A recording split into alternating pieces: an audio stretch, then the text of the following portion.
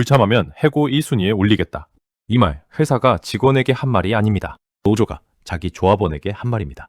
여러분 안녕하세요. 오늘 제가 들고 온 이야기는 솔직히 저도 자료를 보면서 두 번, 세 번 다시 확인했습니다. 도저히 믿기지 않아서요. 지금 이 순간 삼성전자에서는 노조가 동료를 지키는 게 아니라 동료를 협박하는 초유의 사건이 벌어지고 있습니다.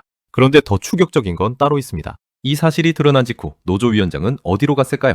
회사 앞 농성장? 협상 테이블? 아닙니다. 동남아 휴양지였습니다. 그것도 삼성바이오 노조위원장과 나란히 말이죠. 7만 명이 갈뱄던 거대 노조가 하루에 1000명씩 무너지고 있습니다. 대통령까지 직접 나서서 과도하다고 경고했습니다. 도대체 그들에게 무슨 일이 벌어진 걸까요? 그리고 왜 조합원들이 먼저 등을 돌렸을까요? 지금부터 그 진짜 이유 하나하나 보여드리겠습니다. 잠깐 다음 영상 예고 그리고 본편 시작. 본격적인 이야기에 들어가기 전에 잠깐만 시간 내주십시오. 다음 영상에서는 한 발 더 나아갑니다. 그래서 이 거대한 노사 갈등이 한국 반도체 산업과 우리 경제에 어떤 후폭풍을 가져올 것인가? TSMC와 마이크론은 이 틈을 어떻게 노리고 있는가? 정말 흥미로운 이야기를 준비하고 있으니 채널 구독해두시면 알림으로 가장 먼저 받아보실 수 있습니다. 자, 그러면 이제 본격적으로 들어가 보겠습니다. 삼성노조, 그들에게 도대체 무슨 일이 벌어진 걸까요? 먼저 지금 이 순간 삼성전자 안에서 벌어지고 있는 풍경을 보여드리겠습니다. 2026년 4월 말 삼성전자는 1분기 영업이익 57조 2천억 원이라는 사상 최대 실적을 발표합니다. 3분기에 말입니다. AI 반도체 호황, HBM 메모리 독주, 파운드리 회복까지 모든 것이 완벽했습니다. 그런데 그 발표 직후 주가는 4.65% 폭락합니다. 이상하지 않나요? 사상 최대 실적인데 왜 떨어질까요? 이유는 단 하나, 노조가 총파업을 예고했기 때문입니다. 노조가 협상 테이블에 올린 요구안은 이랬습니다. 영업이익의 15%, 즉 45조 원을 성과급 재원으로 못 박아두자. 그리고 지금까지 연봉의 50%로 묶여있던 성과급 상한선을 완전히 폐지하자. 여기서 문제가 시작됩니다. 노조 측은 호실적의 과실을 직원이 나눠 가지는 게 당연하다고 주장합니다. 명분도 있어 보이죠?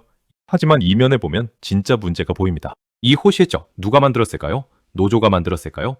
아닙니다. 수년간 위기를 견디며 시설 투자에 천문학적인 돈을 쏟아부은 회사, 그리고 묵묵히 일해온 모든 직원이 함께 만든 결과입니다. 그런데 노조의 요구안을 자세히 뜯어보면 이 보상이 사실상 반도체 부문 직원들에게 집중되도록 설계되어 있습니다. 같은 회사, 같은 노조에 가입했는데 가전 부문 직원과 반도체 부문 직원이 받는 돈이 천지 차이가 되는 구조죠. 이게 바로 언론에는 잘 안 나오는 진짜 문제입니다.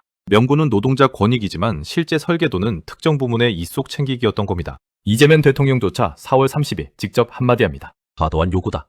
대한민국 대통령이 특정 노조의 요구안을 공개적으로 과도하다고 평가하는 것. 이건 보통 일이 아닙니다.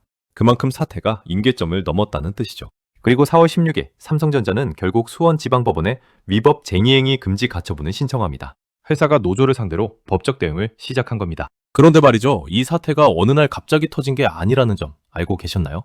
자, 이 기막힌 상황을 제대로 이해하시려면 시간을 7년 전으로 돌려봐야 합니다.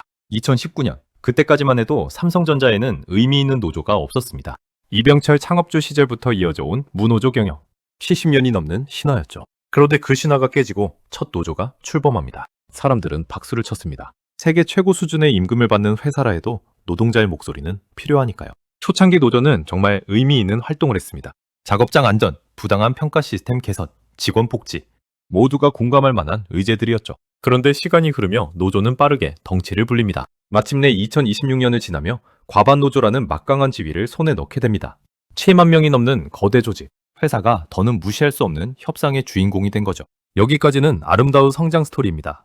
그런데 바로 이 지점에서 운명이 갈리기 시작합니다. 힘이 커지자 요구의 톤이 달라지기 시작한 겁니다. 처음에는 안전, 그 다음엔 임금 인상, 그 다음엔 성과급 제도 개선, 그리고 마침내 2026년 영업이익의 15%라는 전례 없는 요구가 등장합니다. 여기서 우리가 주목해야 할 게 있습니다. 노조 집행부가 점점 강성으로 변해갔다는 점이죠. 언론 보도에 따르면 노조 지도부가 한국노총 소속이면서도 정치색이 짙은 민주노총 금속노조와 협력하고 있다는 정황이 여러 차례 드러났습니다. 공동 기자회견에 민주노총이 등장하기도 했고요. 그러자 내부에서 균열이 시작됩니다. 젊은 조합원들 사이에서 우리가 가입한 건 한국노총 산하 노조인데 왜 민주노총이 끼어드느냐는 반발이 터져나온 거죠. 이게 오랫동안 천천히 쌓여온 보이지 않는 균열의 정체입니다. 처음 노조가 출범했을 때의 순수한 명분은 어느새 정치색과 권력 다툼에 가려져 가고 있었던 겁니다. 그리고 2026년 봄, 그동안 쌓여온 모든 모순이 단 한 번의 사건으로 폭발합니다. 노조 내부에서 무슨 일이 벌어졌는지 비유 하나로 단번에 이해되실 겁니다. 여러분, 동네 헬스장 한번 떠올려 보세요. 그 헬스장에 100명이 회원으로 등록돼 있습니다. 매달 똑같이 5만 원씩 회비를 냅니다. 그런데 어느 날 헬스장 운영위원회가 회의를 합니다. 그리고 이런 결정을 내립니다. 앞으로 헬스장 시설 투자는 웨이트 구역에만 집중하겠습니다. 요가 매트, 러닝머신, 사우나는 예산을 줄이겠습니다. 웨이트를 좋아하는 회원들은 박수를 칩니다. 우리 운영이 최고다. 그런데 요가하러 오는 회원, 러닝머신만 타는 회원, 사우나만 즐기는 회원은요. 똑같은 회비를 댔는데 자기들이 쓰는 시설은 점점 낙후됩니다. 이 사람들이 어떻게 할까요? 당연히 떠납니다. 회원 탈퇴서를 던지고 다른 헬스장으로 가버리죠. 지금 삼성 노조에서 벌어지고 있는 일이 정확히 이겁니다. 삼성전자 노조 조합원의 약 80%가 반도체, 즉 DS 부문 소속입니다. 나머지 20%는 가전과 모바일을 만드는 DX 부문이죠. 그런데 노조가 들고 나온 성과급 요구와 이게 사실상 반도체 부문 직원들에게만 큰 보상이 돌아가도록 설계됐습니다. 헬스장 비유로 치면 웨이트 구역에만 모든 예산을 몰아주겠다고 선언한 셈이죠. 결과는 어땠을까요? 회사도 이 사태를 우려했습니다. 그래서 화합형 보상안을 제안합니다. 노조가 원하는 성과급 상한 폐지 대신 일회성으로 큰 금액을 모든 직원에게 골고루 나눠주자. 노노, 갈등을 막자는 취지였죠. 그런데 노조는 거절합니다. 자기 요구안을 그대로 관철시키고 싶어서요. 그러자 가전, 모바일 부문 조합원들이 폭발합니다. 5월 들어 하루에 1000명, 또 하루에 1000명씩 탈퇴 신청서가 쏟아졌습니다. 열흘 만에 2,500명이 떠났고 4월 29일 76,045명이던 조합원이 단 사흘 뒤인 5월 2일 74,750명으로 줄어듭니다. 1,300명이 사흘 만에 사라진 겁니다. 그런데 진짜 충격적인 건 그 다음 노조가 보인 반응입니다. 설득해야 할 시점에 그들은 협박을 선택합니다. 파업에 불참하면 해고 1순위 블랙리스트에 올리겠다. 이 말이 노조 공동투쟁본부에서 나옵니다. 노동자를 보호해야 할 노조가 자기 조합원에게 해고 운운하며 압박한 겁니다. 법조계의 반응은 즉각적이었습니다. 이건 단협 위반, 노조법 위반은 물론이고 개인정보보호법과 형법상 협박죄에 해당할 수 있다는 분석이 쏟아졌습니다. 그런데 더 어이없는 일이 벌어집니다. 이 모든 일이 터지는 와중에 삼성전자 노조위원장과 삼성바이오로직스 노조위원장이 나란히 어디로 갔을까요? 협상 테이블? 농성장? 아닙니다. 동남아 휴양지였습니다. 조합원에게는 반결을 외치고 불참자는 해고하겠다고 협박하면서 본인들은 가장 중요한 시기에 휴양지에서 휴가를 즐긴 겁니다. 이쯤 되면 노조의 핵심 플레이어들이 진짜로 노리는 게 뭔지 보이실 겁니다. 명분은 노동자 권익이지만 실제 계산법은 자신들의 권력 유지와 이속 챙기기였던 거죠. 자, 그러면 이 사태는 앞으로 어떻게 흘러갈까요? 제가 4가지 시나리오로 정리해드리겠습니다. 첫 번째, 최상의 시나리오. 노조가 5월 21일 총파업 직전 한 발 물러섭니다. 회사의 화합형 보상안을 받아들이고 비반도체 부문 조합원도 함께 보상받는 방향으로 합의에 이릅니다. 이 경우 노조는 명분도 살리고 실리도 챙기지만 한 번 잃은 신뢰를 회복하는 데는 수년이 걸릴 겁니다. 두 번째, 현상 유지 시나리오. 파업은 강행되지만 비반도체 부문 직원 대부분이 불참하면서 사실상 반쪽짜리 파업이 됩니다. 회사는 큰 타격을 입지 않고 노조는 동력을 잃은 채 협상 테이블로 돌아옵니다. 가능성이 가장 높은 시나리오입니다. 세 번째, 최악의 시나리오. 파업이 강행되고 장기화됩니다. 매일경제 분석에 따르면 최대 30조 원의 손실이 발생할 수 있고 글로벌 고객사들은 삼성전자의 공급 안정성을 의심하기 시작합니다. TSMC, 마이크론 같은 경쟁사들이 그 틈을 파고들죠. 한국 반도체 산업 전체에 구조적 타격이 옵니다. 네 번째, 파국 시나리오. 노조의 블랙리스트 발언과 미법쟁이 행위에 대해 법원이 강한 제재를 내립니다. 가처분 신청이 인용되고 일부 지도부는 형사처벌까지 받습니다. 노조는 사실상 와해됩니다. 자, 그런데 여기서 멈추면 반쪽짜리 분석이겠죠? 물론 반대쪽 시각에서도 바라볼 필요가 있습니다. 노조 측 입장은 이렇습니다. 영업이익의 15%를 성과급으로 요구하는 게 정말로 과도한 일인가?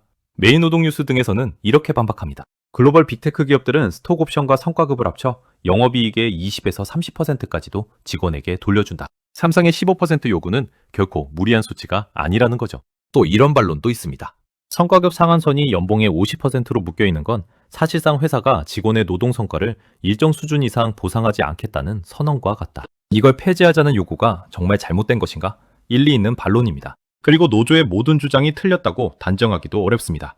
다만 명분이 옳다고 해서 방법까지 옳은 건 아닙니다. 비반도체 부문 동료를 외면하고 조합원에게 해고 운운하며 협박하고 정작 본인들은 휴양지로 떠나는 모습. 이 세 가지는 어떤 명분으로도 정당화되기 어렵죠. 결국 이번 사태의 본질은 무엇을 요구했느냐의 문제가 아니라 어떻게 요구했느냐의 문제일지도 모릅니다. 자, 그러면 이 모든 이야기가 영상을 보고 계신 여러분의 삶에 어떤 영향을 미칠까요? 첫째, 여러분의 주식 계좌입니다. 삼성전자는 한국 코스피 시가총액의 약 20% 이상을 차지하는 절대적인 기업입니다. 노조 리스크가 장기화되면 외국인 투자자들의 신뢰가 흔들립니다.